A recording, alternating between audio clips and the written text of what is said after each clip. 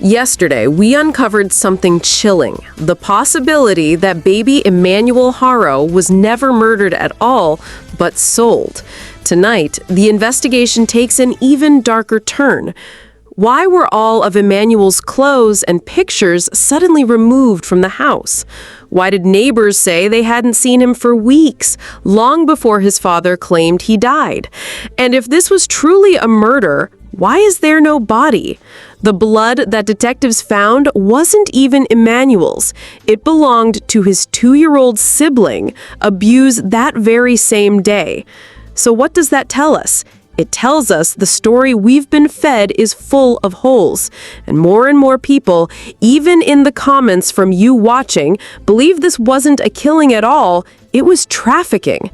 Friends, this is part 2 of the Emmanuel Haro case. If you saw yesterday's video, you know how dark this story already is.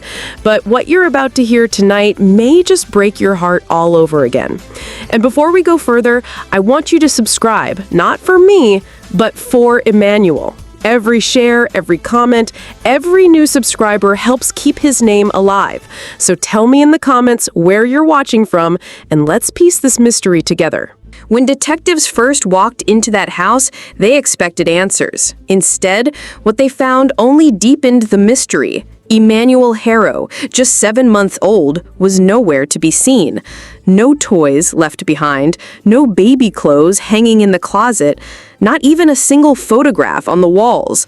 It was as if this child had been erased from existence. Now let's pause here. If a tragedy had truly taken place, if Emmanuel had been killed, why remove every trace of him? Why pack away his memories? Families grieving a child cling to those reminders. They don't erase them. And then came the neighbors' testimony. Many of them said they hadn't seen Emmanuel in weeks, long before the night his father claimed he died. So here's my question to you. If nobody saw him for weeks, where was Emmanuel during that time? Hidden or already gone? The supposed evidence of a killing, the blood on the floor, was later confirmed to belong not to Emmanuel, but to his 2-year-old sibling, abused by the very same father that day.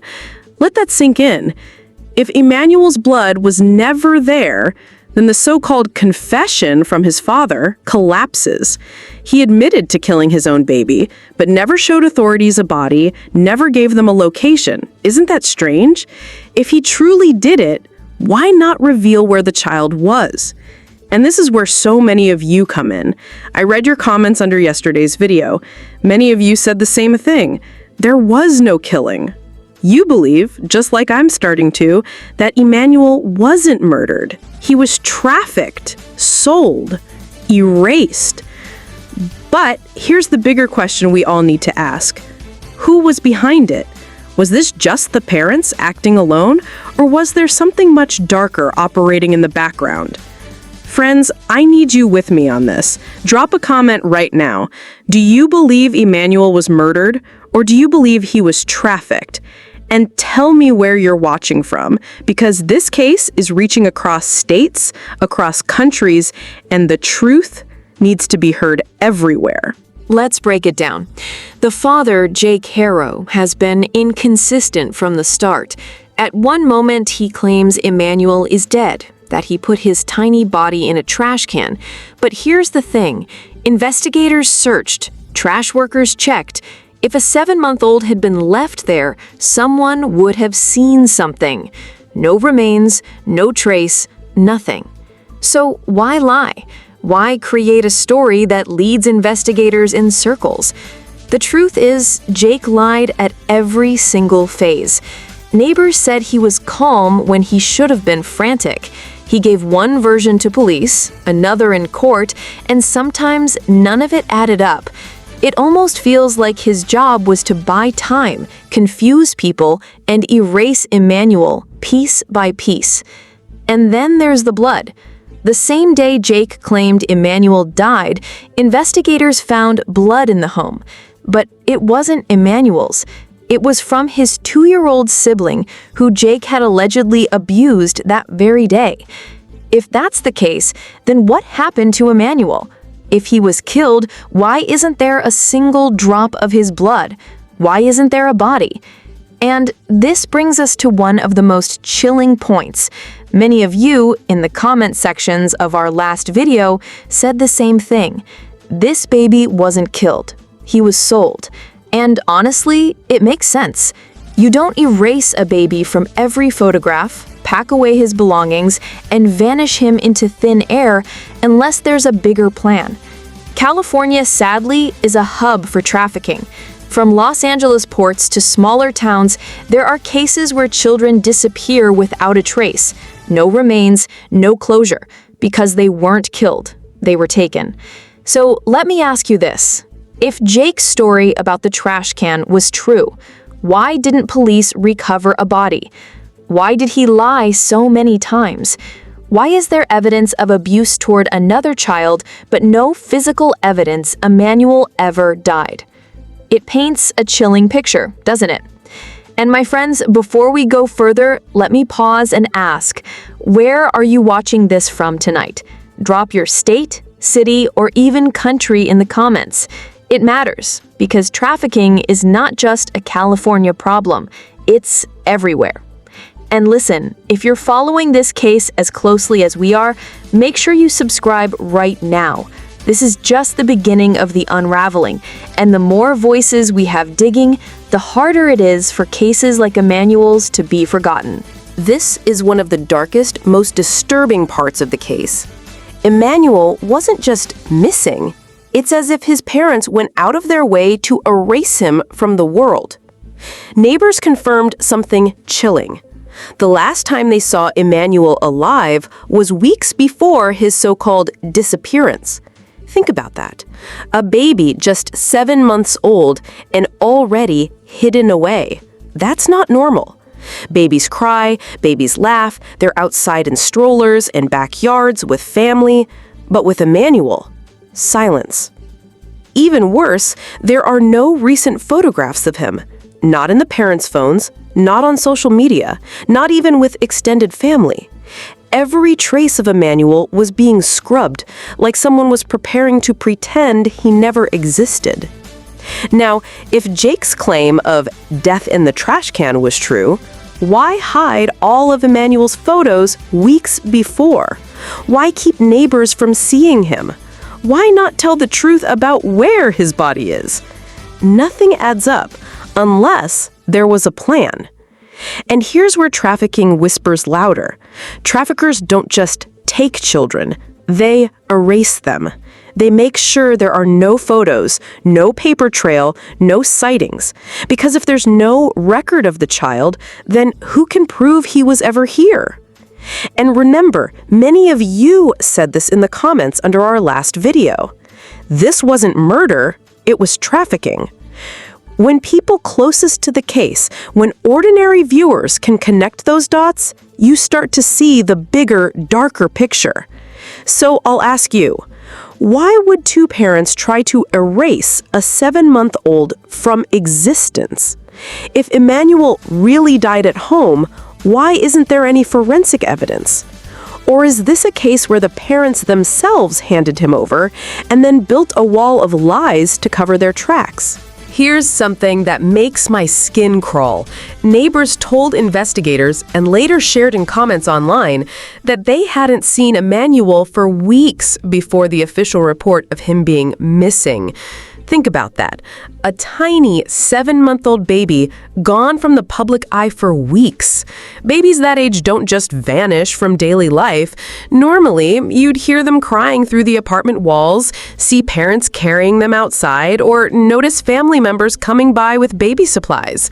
But with Emmanuel, nothing. And here's where it gets darker. When the police finally searched the Haro home, they didn't find the baby. Instead, what they found was blood. But later it came out that this blood actually belonged to Emmanuel's 2-year-old sibling, who had been abused by the father that same day, not Emmanuel. So again, if this blood wasn't Emmanuel's, then where's the evidence that he ever died in that house? If Jake was telling the truth in one of his many confessions that Emmanuel died and was dumped in the trash, then why didn't investigators find remains? Why didn't he tell them where to look? The lies kept shifting, and the more Jake spoke, the less sense it made. And many of you in the comments caught this right away. One said, if Emmanuel was really dead, the father would have said exactly where the body is. And another pointed out, they erased him because he was trafficked. That's why there are no photos and no recent sightings.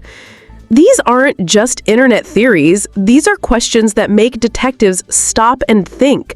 If neighbors confirmed Emmanuel was unseen for weeks, if the blood wasn't his, and if the father's story keeps changing, then the possibility of trafficking becomes a lot harder to ignore. And now I want to ask you, if you're watching this, do you believe Emmanuel was killed and hidden, or do you think he was trafficked, sold into something darker? And if you lived on that street, what would you have thought not hearing or seeing a 7-month-old for weeks? Drop your answers in the comments, and please hit subscribe. Every new set of eyes and voices keeps this investigation alive. We cannot let Emmanuel be forgotten. When you listen closely to Jake Haro's statements, they read like a script that keeps getting rewritten. First, he says one thing, then he changes it. He admits to something shocking, then backtracks, then invents a new version. It's like watching someone build a wall of lies, brick by brick, and hoping no one notices the cracks. But here's the part that detectives and many of you watching this couldn't ignore: his body language. When the question of Emmanuel's death came up, Jake looked away, fidgeted, changed the subject. But when he was pressed about selling him, or trafficking was hinted at, the reaction was different. Nervous laughter, denial, almost like he was overcompensating. And Rebecca, the mother, her behavior raises just as many questions. Instead of showing the raw grief you'd expect from a mother who lost her baby, her demeanor has been described as flat, defensive, even rehearsed. Neighbors said they rarely saw her with Emmanuel, and online comments poured in, noticing the same thing. No mother acts that calm if she just lost her baby. Their body language screams they're hiding something, not grieving. You can tell Jake lies at every phase, every single time he opens his mouth. Here's where we connect the dots. If Emmanuel was killed, why wouldn't they just admit where the body was? Why no details, no closure? But if he was sold, trafficked, erased from their lives, then the lies make perfect sense.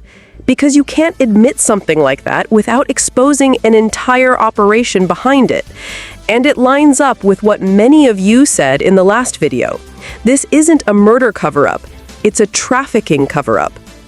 Before we move on, let me pause here and ask you, what do you think their lies are really protecting? Their own guilt, or the people they may have handed Emmanuel over to? And more importantly, why do you think Rebecca stayed so calm while Jake spun lie after lie? Let me know in the comments. And if you haven't already, subscribe to the channel. These cases don't get solved by silence, they get solved by voices like yours pushing for the truth. Here's the thing that keeps me up at night with this case. It's not just about Emmanuel. California has one of the highest trafficking rates in the entire United States. It's a dark truth people don't like to talk about, but it's real. Kids vanish. Sometimes from foster care, sometimes from homes just like Emmanuel's, and they are never seen again. Now, in Emmanuel's case, the timeline is chilling. Neighbors admitted the last time they saw him alive was weeks before police were ever called. Think about that. Weeks.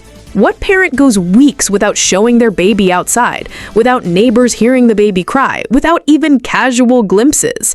That silence alone tells us Emmanuel's disappearance wasn't sudden. It was planned. And then there's the blood evidence. Detectives found blood, yes, but it matched the 2-year-old sibling that Jake had abused that day, not Emmanuel. Which means no evidence Emmanuel ever bled, ever died in that home. No crime scene, no body, no trace.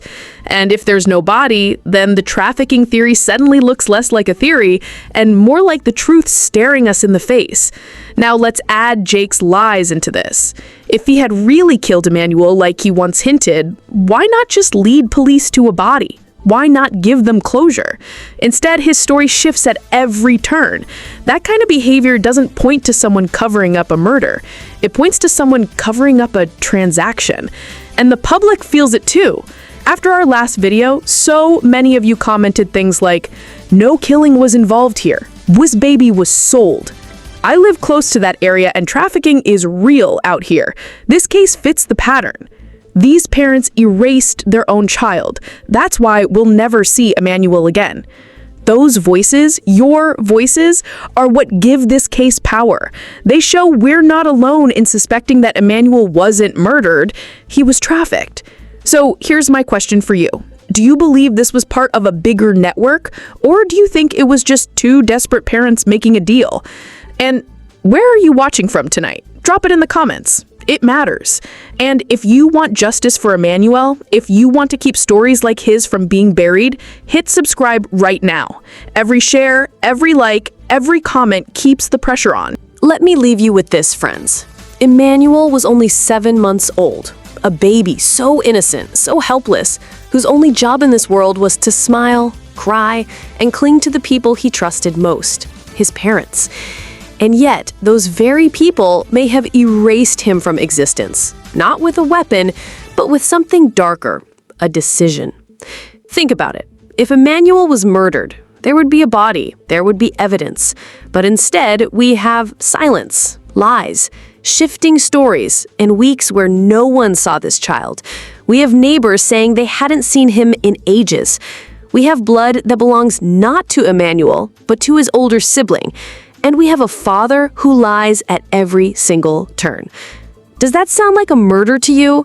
Or does it sound like a child who was trafficked? A baby sold into a system so dark, we can barely imagine it. Here's my analogy for you. When you burn a piece of paper, you'll always see ashes. But when you erase something with an eraser, it's gone, like it was never there. That's what happened to Emmanuel. He wasn't burned, he was erased. Now, I need to ask you directly, do you believe Emmanuel is alive somewhere, hidden because of trafficking? Or do you think there's something else we're all missing? And let me ask you another question. Where are you watching from right now? Your voice, your perspective, could be the missing piece in this puzzle. Drop it in the comments. And before you scroll away, I want you to really sit with this thought. If this were your child and people turned away, didn't speak up, didn't keep the pressure on, how would you feel? Think about it. By supporting and subscribing, you're not just following a story, you're standing for the hope that your children will never go missing, never erased like Emmanuel. And friends, today is Saturday. In just 5 days, on Thursday, September 4th, Emmanuel's parents, the very ones accused of this wickedness, will face the court again. That's why we cannot afford to be silent. This is the moment to raise our voices, to shake the atmosphere and cry out together, justice for Emmanuel Haro. Let that cry fill the comments, fill the air, fill the world. Wickedness must stop. We will not be silent. Don't let Emmanuel be forgotten. Hit subscribe right now. Stay with us as we uncover more, because this story isn't over, and neither is Emmanuel's fight for justice.